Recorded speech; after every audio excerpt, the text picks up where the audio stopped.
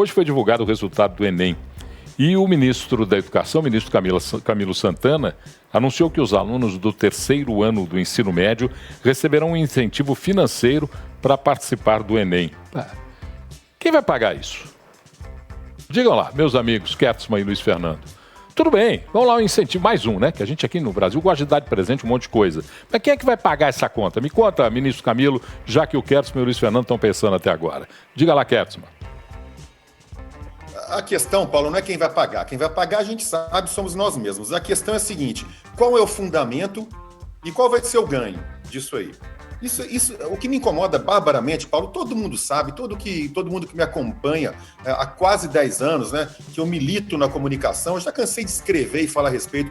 Eu sou absolutamente favorável às políticas assistenciais. O Brasil é um país pobre, miserável, é função do governo e é função da sociedade, de quem tem dinheiro, de quem produz riqueza, ajudar de alguma forma os mais necessitados. Então, o que eu vou falar aqui agora não tem nada de não querer ver pobre na universidade, de não querer que os pobres ascendam socialmente. Isso é uma estupidez, é claro que eu quero, isso é bom para todo mundo. Agora tem que entender qual que é o ganho para a sociedade de você incentivar financeiramente alguém a fazer o Enem, Paulo. Porque depois que passa numa faculdade, faz o vestibular, passa na faculdade, cursa, quando sai não tem trabalho. Porque esse é o retrato que a gente tem no Brasil hoje. Se você pegar no início dos anos 2000, quando o governo começou com ProUni, Pro isso, Pro aquilo, porque tinha que colocar todos os pobres na faculdade. Caramba, não basta colocar pobre na faculdade, você tem que dar um bom ensino. E depois que eles estão formados, você precisa ter um ambiente de negócios, que é o que o PT historicamente demoniza, o livre mercado. Você tem que ter um ambiente de negócios que forneça necessidade, que gere necessidade de mão de obra, de emprego. Porque senão você vai ter um bando de gente mal formada, trabalhando em subempregos e devendo o dinheiro do financiamento do crédito estudantil. Esse é meu ponto, Paulo. Eu sou a favor de gastar todo o dinheiro que puder em educação, principalmente educação básica, que é aí que a gente tem que investir. Agora, se é para gastar lá em cima, tem que gastar, Paulo, com eficiência, porque não tem grana sobrando. Ô Luiz, o ministro disse que o que leva ele a pensar, com um agravante que o conduz a pensar nisso, é o fato de que dos 1.400.000 alunos do ensino médio inscritos, só foram fazer a prova, dos 1.400.000 alunos que concluíram o ensino médio, só foram fazer a prova 1 milhão. 1 milhão de alunos, esses na verdade, 400 mil não foram. Metade dos alunos que concluíram o ensino médio no Brasil, só metade fez o Enem. E dos que fizeram a inscrição para fazer o Enem, que foram 1.400.000, mil não apareceram. Então, deixa eu completar rapidinho aqui, para eu poder lançar um pouco mais de fumaça aí nessa conversa. O ministro se prende a esse fato de que a abstenção na inscrição e a ausência no exame justificariam o pagamento de uma ajuda financeira para os alunos. Não será que esses alunos estão desinteressados do sistema de educação brasileiro? Não será que esses alunos já não têm mais nenhum interesse em participar de um sistema que não se discute, que não se moderniza, que é arcaico, que se preocupa em fazer linguagens transversas e não discutir o ensino, o conhecimento, a transformação? Paulo, eu não sei dizer, porque essas declarações que são dadas ao sabor do vento, elas são tão carentes de base, eu digo de base de informação mesmo. A gente não sabe quantos desses alunos, desses 50% que não fizeram o Enem, são alunos do ensino técnico. A gente não sabe quantos não fizeram porque realmente não tinham dinheiro para fazer, porque não tinham dinheiro para inscrição, porque não tinham dinheiro para ir de transporte público. A gente não sabe nada, a gente não tem um estudo feito para a gente saber se isso tem algum fundamento. O cara chega, fala um monte de coisa, joga um monte de coisa no microfone para ser popular, para ficar bem na fita, para ficar... o ministro está preocupado com os jovens.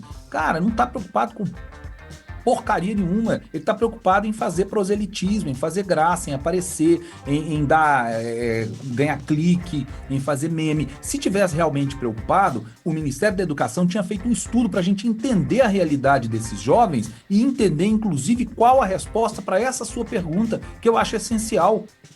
E para o questionamento que foi levantado pelo Kertzmann também. Se a gente investe um pouco mais em ensino de base, no ensino médio, no ensino fundamental, a gente não precisa estar fomentando participação no Enem, porque o jovem ia ter condição de escolher se o que ele quer é realmente uma faculdade ou se ele quer um ensino médio de qualidade, um ensino médio técnico, para poder já sair do ensino médio com uma profissão, que isso vai ajudar a família dele. A gente não sabe nada disso, a gente não tem esses dados. O Brasil é um país que não trabalha dados, não dá importância para dados, dá importância para falácia, para conversa fiada, para declarações explosivas em microfone para aparecer politicamente e ganhar voto na próxima eleição, que é sempre a cada 2 anos, né? Esse que é o problema, essa que é a questão.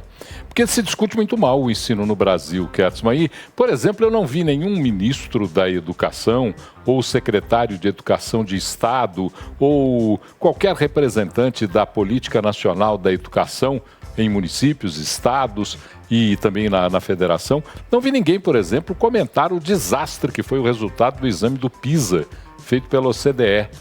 E como é que você quer incentivar um aluno a ter desenvolvimento para buscar o ensino superior, se ele já está desmotivado pela própria avaliação que se faz dele?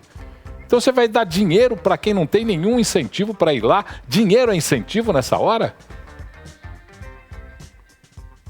Paulo, como diria, né? Como disse certa vez um ministro, o Rubens Recupero, né? O que é bom a gente fatura, o que é ruim a gente esconde. É claro que você não vai ver político e governante nenhum comentando a respeito das pífias colocações do Brasil, historicamente, no PISA. Para quem não sabe, né, Paulo, é um teste internacional com os maiores países do mundo, onde se mede, e não é nem um teste tão elaborado assim, onde se mede, muitas vezes, as aptidões básicas, principalmente na língua pátria, no nosso caso português, e operações simples de matemática. Você sempre tem esses dados mais fresquinhos na cabeça do que eu, Paulo, mas é coisa de 60% a incapacidade do brasileiro médio, dos alunos que fazem prova, de compreender um texto, de fazer operações matemáticas. Então, diante disso, você acha que um governante, esse atual ministro aí, que é lá do Ceará, que diz que é o melhor estado do Brasil, um dos melhores do mundo, bom, pode ser. Agora, se ele é tão bom assim, e esse tipo de medida que ele propõe, eu começo a duvidar dos números do estado dele. A questão central... Eu acho que vocês dois estão vivendo num planeta que eu não sei qual, né? Vocês estão preocupados com o PISA, maravilha, né? Um exame internacional. Como é que chama o exame? PISA. É um exame internacional que compara o ensino no Brasil com o ensino de outros países. Gente, os exames que são feitos dentro do Brasil têm números ridículos.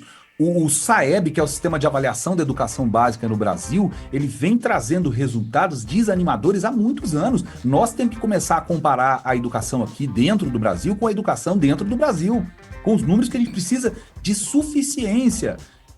Esse exame, o SAEB, ele, ano após ano, ele vem revelando que mais ou menos 70% dos jovens do ensino médio do Brasil, depois de 12, 14 anos de escolaridade, 70% ainda tem aprendizado insuficiente em português e matemática, que é o básico que a gente precisa ter para evoluir, principalmente em algumas profissões. Dia a dia, para caixa de supermercado, você precisa ter um ensino básico de matemática razoável.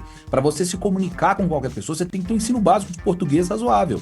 E 70% dos nossos jovens, eles são considerados insuficientes. Isso é número aferido e apurado pelo Ministério da Educação.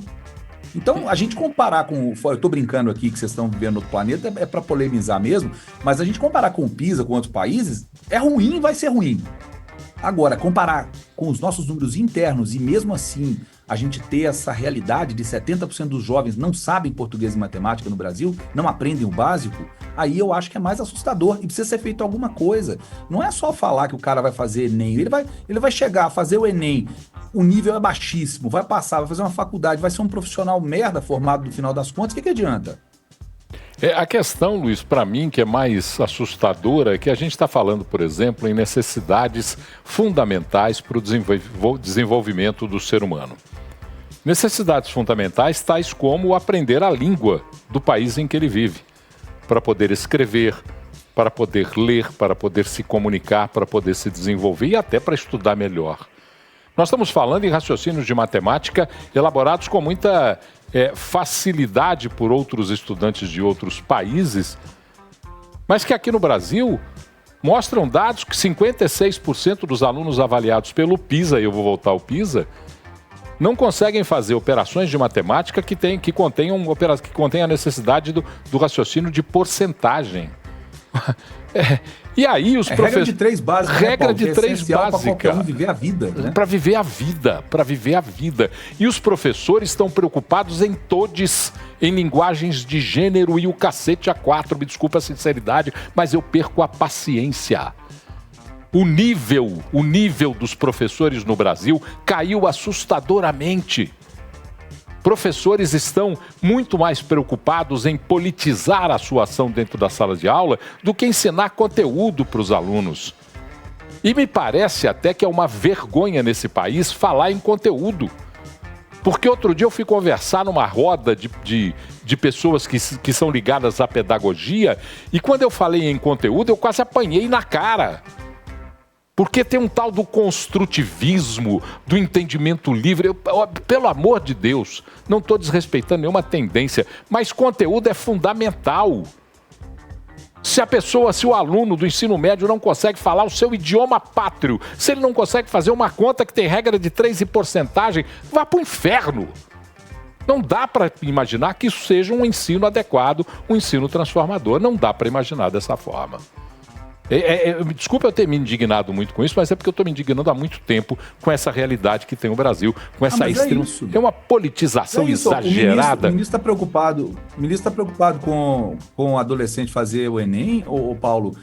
Mas o Unicef divulgou tem pouco tempo, 2022, final de 22, começo de 23, que 10% das crianças e adolescentes do Brasil estão fora da escola. Uma em cada 10 crianças estão fora da escola. E o cara quer colocar o pessoal na faculdade na marra só, por colocar, só para ter um número, para falar, para fazer graça. Mas, cara, e o ensino básico? E as crianças do ensino básico que não estão estudando, que não estão aprendendo? É isso aí que você falou, você não está errado, não. Bom, deixa eu ir para o intervalo. Quantas dessas crianças, Luiz, não vão para a escola única e exclusivamente para se alimentar? Quantas delas não vão única e exclusivamente para se alimentar? Temos. E vou dizer mais uma coisa para você. Talvez hoje, nem essa realidade seja suficiente para convencer um aluno para a sala de aula, viu? Antigamente até eu acreditava que pela merenda alguém ia para a sala de aula. Hoje eu acho que nem isso convence mais. Hoje, ações extraclasses, por exemplo, a ação dos traficantes de droga, do crime organizado, tem feito muito mais sucesso com essa meninada do que a merenda da escola, infelizmente.